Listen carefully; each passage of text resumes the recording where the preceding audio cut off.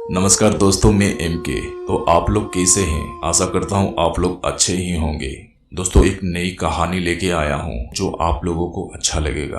और ये कहानी बहुत डरावनी और सच्ची घटना पर आधारित है। दोस्तों, मैं कहना चाहूँगा इस कहानी में एक कनाडा में रहने वाली पति पत्नी की है जो इंडिया में रहने के लिए प्लान करते हैं और एक बंगलो भी खरीदते हैं और एक आत्मा को सामना करते हैं। फिर उस बंगलो में उनके साथ क्या हुआ, दोस्तों कहानी को जानने के लिए लास्ट तक जरूर सुनिए। अमर और माया दोनों पति पत्नी थे और 5 साल बाद कनाडा से इंडिया लौट रहे थे। दरअसल अमर की ट्रांसफर इंडिया हो गई थी। अब अमर इंडिया में ही सेटल होना चाह रहा था, इसीलिए 3-4 प्रॉपर्टी डीलर को पहले से ही बता रखा था कि वो एक बंगलो लेना चाहता है। प्रॉपर्टी डीलर ने काफी बंगलो बताया पर अमर और माया को कोई पसंद नहीं आया।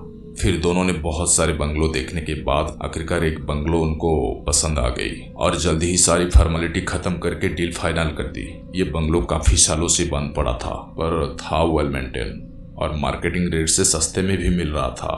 कुछ ही दिनों में अमर और माया नए घर में रहने आ गए थे और एक दिन उसी रात अमर और माया बेडरूम में सो रहे थे कि अचानक एक आवाज से उनकी आंख खुली। फिर अमर ने माया की तरफ देखा और माया भी अचंभे थी कि इतनी रात ये किसी के रोने की आवाज कहाँ से आ रही है। नया घर था तो डर ज्यादा ही लग रहा था। फिर भी दोनों ने सोचा एक बार देख तो ले कि कहाँ से आवाज आ रही है। फिर दोनों उठे और लाइट चालू की पर लाइट तो खराब मौसम के कारण बंद थी। अमर ने एक टॉर्च ली और आगे बढ़े। आवाज नीचे की ओर से आ रही थी। वो लोग नीचे की ओर गए और सुनते ही कि आवाज हॉल में से ही कहीं से आ रही थी। अब माया और अमर को ज्यादा घबराहट होने लगी। अमर ने आवाज जिस ओर से आ रही थी वहां टॉर्च की। उन्होंने देखा दीवार की ओर मुंह करे एक लड़की अपना सर दीवार में पटक पटक कर मारे जा रही है और जोर जोर से रो रही है। ये सब देखकर अमर और माया की चीख निकल गई और उस लड़की ने पलट कर देखा तो उसके सर से खून बह रहा था और सफेद मुंह और बड़ी बड़ी आंखों में गुस्सा दिख रहा था। बस इतना देखते ही लाइट आ गई और उसी क्षण वो लड़की गायब हो गई। अमर और माया बहुत डर गए थे और ये क्या था वो समझ नहीं पाए। जैसे तैसे करके ऊपर जाकर इसी सोच में जागते रहे कि कहीं उन्होंने जल्दबाजी में ये घर तो नहीं ले लिया। मुश्किल से रात बीती। सुबह हुई, दोनों ही खामोश थे और सोच में डूबे हुए। अमर ऑफिस जाने को निकला और माया भी अपने काम में लग गई। फिर दूसरे दिन रात को वही रोने की आवाज आ रही थी। फिर माया और अमर उठे और बेडरूम के बाहर आए तो पता चला इस बार आवाज सामने वाले बेडरूम से आ रही थी। अमर और माया उस बेडरूम की तरफ बढ़े और जैसे ही दरवाजा खोला उनके होश उड़ गए। फिर उन्होंने देखा एक लड़की पंखे से फांसी लगाए लटकी हुई है और पंखे के साथ तेज गोल गोल घूम रही है। उस लड़की की आंखें खुली हुई थी और आंखें बड़ी बड़ी हो चुकी थी और उसकी नजर अमर और माया पर ही पड़ रही थी। हैरान करने वाली बात ये थी कि कल जो लड़की दीवार में सर पटक रही थी वो और ये दोनों ही अलग लड़की थी। फिर उन्होंने वहां से भागकर अपने कमरे में पहुंच गए और कमरे के दरवाजा बंद करके बैठ गए और दोनों सुबह होने के इंतजार में एक दूसरे का हाथ पकड़कर डरे सहमे बैठे रहे। अब ये रोज की बात हो गई थी। उन्हें घर के किसी न किसी हिस्से में 2 लड़कियां रोज रात को दिखने लगी। अमर और माया जान चुके थे कि इस घर में आत्माओं का वास है। फिर अमर और माया बहुत उदास और गुमसुम रहने लगे। अब कैसे इस मुसीबत से पीछा छुड़ाए। घर तो काफी महंगा था और शहर से थोड़ा दूर भी था, इसलिए उसका बिकना मुश्किल था। एक दिन ऐसे ही उन्हें कमरे में लटकती हुई और दीवार से सर मारती दोनों लड़कियां साथ में दिखी। फिर अमर ने हाथ जोड़कर चिल्लाकर कहा, हमसे कोई गलती हुई तो माफ कर दो और प्लीज यहाँ मत आओ और हमें और मत डराओ। इतना बोलते ही वो दोनों लड़कियां गायब हो गई। इस वाक़े के अगले रात को अमर की आंख खुली और देखा तो माया वहां नहीं थी। अमर माया का नाम पुकारते पुकारते रूम से बाहर निकला। अमर को एक अजीब आवाज सुनाई दी। अमर आवाज की ओर आगे बढ़ा तो पाया कि आवाज घर के पीछे से आ रही थी। अमर ने वहां जाके देखा तो हैरान रह गया। माया जमीन पर बैठकर अपने हाथों से जमीन से गड्ढा खोद रही थी और भारी आवाज में घुराई जा रही थी। अमर देखकर बहुत डर गया था पर फिर भी हिम्मत करते हुए माया का नाम पुकारते आगे बढ़ा। पर माया तो दोनों हाथों से गड्ढा खोदने में लगी हुई थी। मानो माया पर जैसे कोई पागलपन या कोई जानवर सवार हो गया था। अमर ने पास जाकर माया का चेहरा देखा तो घबराकर 4 कदम पीछे गिर पड़ा।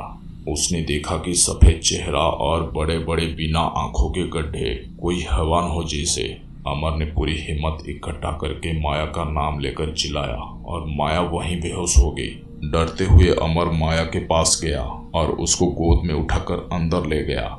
माया थोड़ी देर में होश में आई। अब माया को पूरी कहानी पता चल गई थी। दरअसल वो दोनों प्रेतात्माओं ने माया के शरीर में प्रवेश करके उसको सब बता दिया था। माया ने अमर को सब बताया कि ये जो बंगलो था वहाँ कोई सालों पहले एक फार्म हाउस हुआ करता था। फार्म हाउस का मालिक दूसरे शहर में रहता था और कभी कभी आया करता था। वो चरित्र से अयास और शराबी था। एक बार अपने दोस्तों के साथ यहाँ आया हुआ था और आते वक्त रास्ते में उनकी नज़र दो लड़कियों पे गई और उनके मन में कुविचार जागे और उन्होंने दो लड़कियों को उठाकर अपने फार्म हाउस पर जबरन ले गए।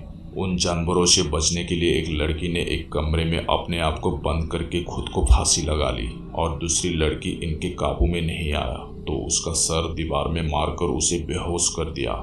फिर डर के मारे उन्होंने दोनों को वहीं एक गड्ढा खोद के दफना दिया। एक जिंदा और एक मरी हुई लड़की को साथ में दफनाया। बड़ी तकलीफ में उस जिंदा लड़की ने जमीन में अपना दम तोड़ा। इस हादसे के बाद कई सालों तक वो लोग वहां नहीं आए और एक बिल्डर को जमीन और फार्म हाउस बेच दिया। उस बिल्डर ने वहां 5-6 बंगलो बनाए, पर हर घर में जो भी रहने आता ये दोनों लड़कियां दिखती थी और वो घर छोड़ के भाग जाते थे।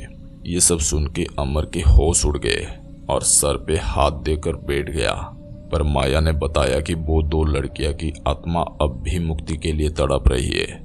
माया ने बताया कि वो दोनों आत्मा हमको परेशान करना नहीं चाहती, पर हम उनको मुक्ति दिलाए इतना ही वो चाहते हैं और इसके लिए उनके जो भी अंग अवशेष बचे उनका दाह संस्कार करके उन्हें मुक्ति दिलानी होगी।